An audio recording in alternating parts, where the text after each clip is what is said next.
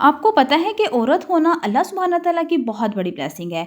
और जो सबसे इम्पॉर्टेंट फैक्टर है ना वो हम ख़वातीन में है कि सेंस ऑफ रिस्पॉन्सिबिलिटी। इस जिम्मेदारी का एहसास जो है ना जो हमारे बचपन से ही हमारे अंदर पैदा हो गया होता है और ये बहुत ही कमाल का होता है। और इस जिम्मेदारी के एहसास से ना हम जो घर की ऑर्गेनाइजेशन करते हैं, घर वालों की देखभाल करते हैं, उनको मेंटेन करते हैं, ये बहुत बड़ी ब्लेसिंग है।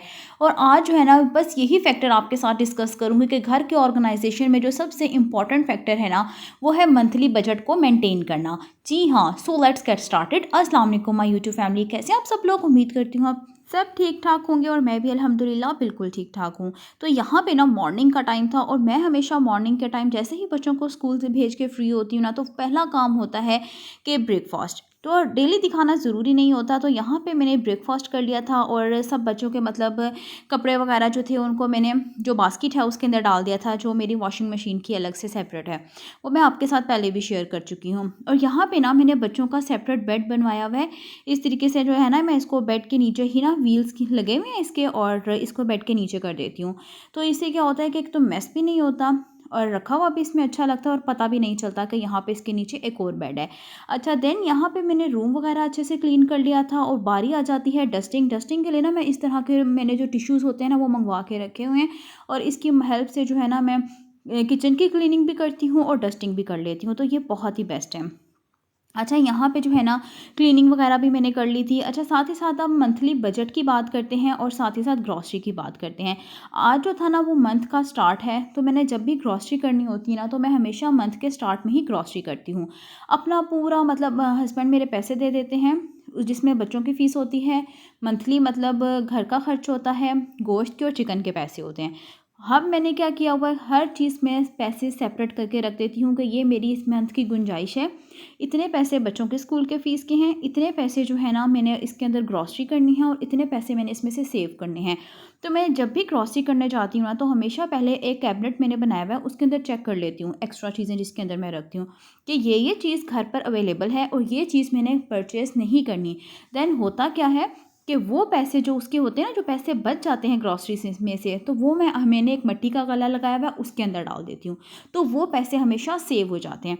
अच्छा, जब भी आप लोग मंथली ग्रॉसरी करें ना तो एक आप लोगों ने हैबिट बना लेनी है कि ग्रॉसरी करने से पहले ना उन पैसों का सदका लाजमी दे देना है। या फिर जो आपको मंथली खर्चा मिलता है ना तो उसमें से आपने थोड़े से पैसे किसी को दे देने हैं जो ज़रूरतमंद हो, सफ़ेद पोश हो, जो मांग नहीं सकते। इससे क्या होता है कि खुद ही उसमें इतनी बरकत पड़ जाती है ना, आप यकीन करें कि आप सोच भी नहीं सकते। तो मैं हमेशा पहला काम होता है कि उसमें से पैसे थोड़े से किसी को दे दिए जो ज़रूरतमंद है, और देन फिर मैं उन पैसों का इस्तेमाल करती हूँ, किसी को देने हैं वो दे दिला दिए, फिर मैं बच्चों के स्कूल की फ़ीस हो गई, ग्रॉसरी हो गई, मतलब घर की तमाम चीज़ें वगैरह ना। तो इस तरीके से क्या होता है मेरे पास पैसे बच भी जाते हैं। ये एक बहुत बड़ा राज है जो आज का आप लोगों के साथ शेयर कर रही हूँ कि उसमें से आप लोगों ने सदका लाजमी करना है, किसी को दे दें। नहीं तो अगर आप ग्रॉसरी करके आ रहे हैं ना तो थोड़ी सी राशन ज़्यादा ले लें, तो वो आप किसी के घर में डलवा दें जो लोग मांग नहीं सकते। ठीक है, तो यहाँ पे ना मैंने सारी ग्रॉसरी कर ली थी और इस तरीके से जो है ना ये आलू प्याज का स्टैंड है, ठीक है, लहसुन का। तो हमेशा मैं क्या करती हूँ कि इसके अंदर इस तरीके से मैंने शॉपर बिछाए हुए हैं सिल्वर कलर के ना, तो ये बहुत ही बेस्ट रहते हैं और इसके अंदर मैं आलू प्याज लहसुन अदरक इसके अंदर मैं रख देती हूँ और ख़राब भी नहीं होते ना।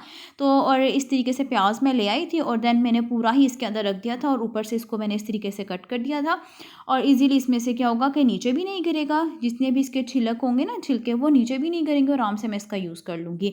और इसी तरह से जब भी मैंने मतलब लहसुन लेकर आती हूँ, जो पुराना लहसुन होता है ना उसको मैं अच्छे से छील के उसको ग्राइंड करके उसका पेस्ट बना के फ्रिज में रख लेती हूँ, और जो नया लहसुन होता है ना तो वो मैं इस तरीके से इसके ऊपर रख देती हूँ। अब यहाँ पे मैं वेजिटेबल्स भी ले आई थी। वेजिटेबल्स जो है ना मैं 5 से 6 दिन के लिए आती हूँ इकट्ठी, क्योंकि मैं खुद बार-बार बाज़ार नहीं जा सकती। बच्चों के साथ ना थोड़ा मुश्किल हो जाता है। तो यहाँ पे मैं खीरे, टमाटर, हर सब्ज़ी ले आई थी जिसमें से मेरा पूरा वीक ईज़िली गुज़र जाएगा। खीरे थे, टमाटर थे, अदरक था, हरी मिर्चें थीं। तो यहाँ पे मैंने ये वाला एक बॉक्स रखा हुआ है जिसके अंदर मैं अदरक, हरी मिर्चें और खीरे रख देती हूँ। ठीक है, लहसुन, प्याज और आलू जो है ना वो उसके स्टैंड में चले जाते हैं। हर चीज़ को अगर आप लोग साथ के साथ ऑर्गेनाइज़ करेंगे ना तो आप यकीन करें आपका घर कितने अच्छे तरीके से ऑर्गेनाइज़ रहेगा और सबसे बड़ी का बात आप स्ट्रेस फ्री रहेंगी। अच्छा, टिकटॉक पे मैंने अपनी यही वीडियो अपलोड की थी इससे पिछली वाली ना, तो उसमें मुझे मेरी एक सिस्टर का कमेंट है, आप ही अगर हम यही कुछ करते रहें पूरा दिन, हम तो फिर खुद के लिए टाइम ही नहीं निकाल सकेंगे, हमारी तो मत ही बज जानी है। तो ऐसा हरगिज़ नहीं है। जब आप डेली हर चीज़ को ऑर्गेनाइज़ करेंगे ना, तो इतना वक्त भी नहीं लगेगा। आप एक दिन करके देखें, मुश्किल होगी, दो दूसरे दिन करेंगे आप स्ट्रेस फ्री होंगे और आपका काम आधा होगा। तो ये देखने में मुश्किल लगता है, करने में बहुत आसान है। सिर्फ 3 दिन की मार है, 3 दिन आप अपने घर को ऑर्गेनाइज़ कर लें, यकीन करें चौथे दिन आपको खुद अच्छा लगेगा, खुद आप स्ट्रेस फ्री फील करेंगी। अच्छा, उसके बाद क्या हो गया जी, अब यहाँ पे जितनी भी दालें थी, बेसन था, मैदा था, वो सब चीज़ें मैं ले आई थी। और मैं जब भी हमेशा कोई किसी भी मतलब दाल हो गई, चने हो गए, किसी भी चीज़ को उसके बॉक्स में डालना होता है ना, जो उसके अंदर पहली मौजूद होती है ना, उसको मैं निकाल लेती हूँ।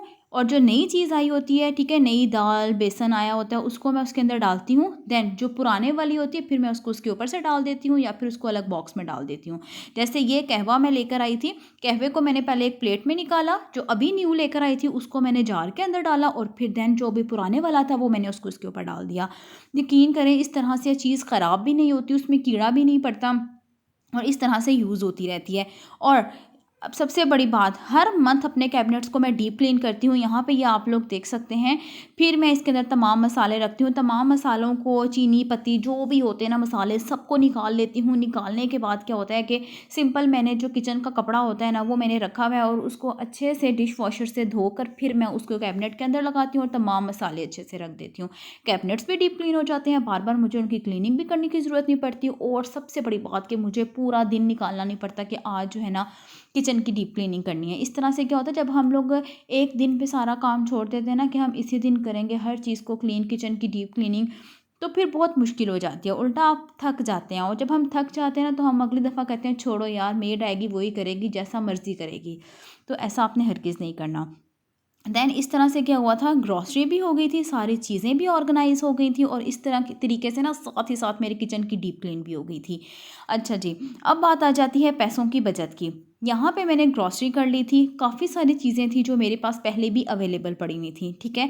तो अब मैंने क्या किया था कि उनके पैसों को मैंने सेव करके अपने पास साइड में कर लिया था, अब मैं उसको किसी और पर्पज़ के लिए यूज़ कर लूँगी। तो आप लोग भी इस तरह से पहले जाने से पहले लाज़मी देखा करें। अच्छा, यहाँ पे जो है ना मेरे पास ये बास्केट पड़ी हुई थी, जब हमने घर बनवाया था ना, ये सिंक थी, ये सिंक के साथ थी ये बास्केट ना, तो मैंने इसको रख लिया था, बहुत अच्छी थी। अब मैं इसके अंदर तमाम अपने जितने भी क्लीनर वगैरह होते हैं ना, वो सब इसके अंदर डाल के रख देती हूँ।